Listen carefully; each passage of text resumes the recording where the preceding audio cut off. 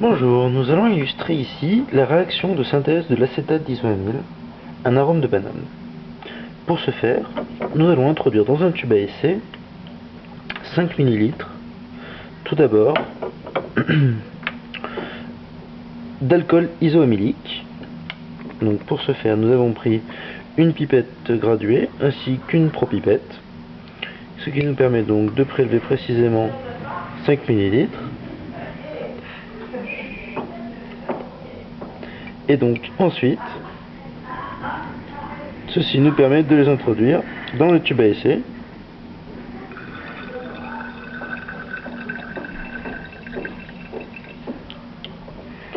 Ensuite, nous introduisons le second réactif, qui est l'acide acétique.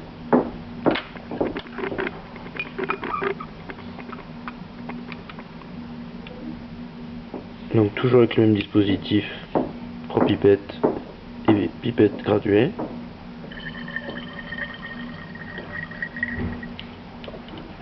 On introduit ensuite quelques gouttes d'acide sulfurique à manipuler avec précaution.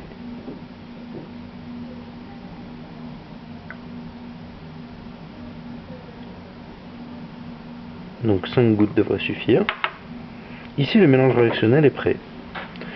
Nous allons ajouter un réfrigérant à air afin que, lors du chauffage du milieu réactionnel, s'il y a création de vapeur, celle-ci se recondense dans le tube en verre et retombe dans la solution.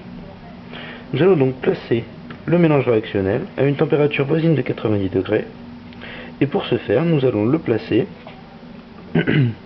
dans un ballon placé lui-même dans un chauffe-ballon, initialement donc à une température proche de 90 degrés.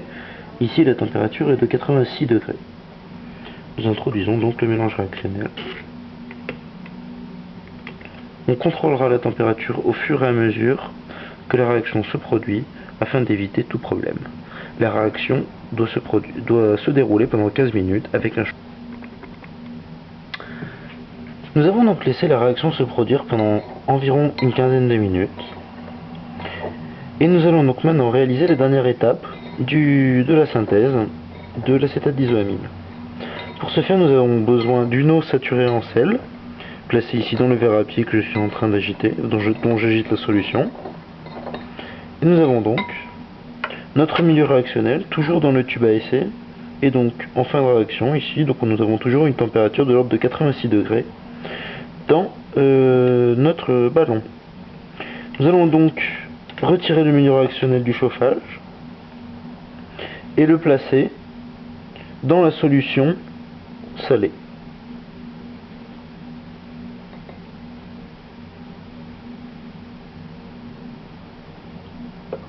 À ce stade, on peut clairement observer qu'une nouvelle phase s'est formée tout en haut. Cette phase surnage légèrement à la surface de la solution contenue dans le verre à pied.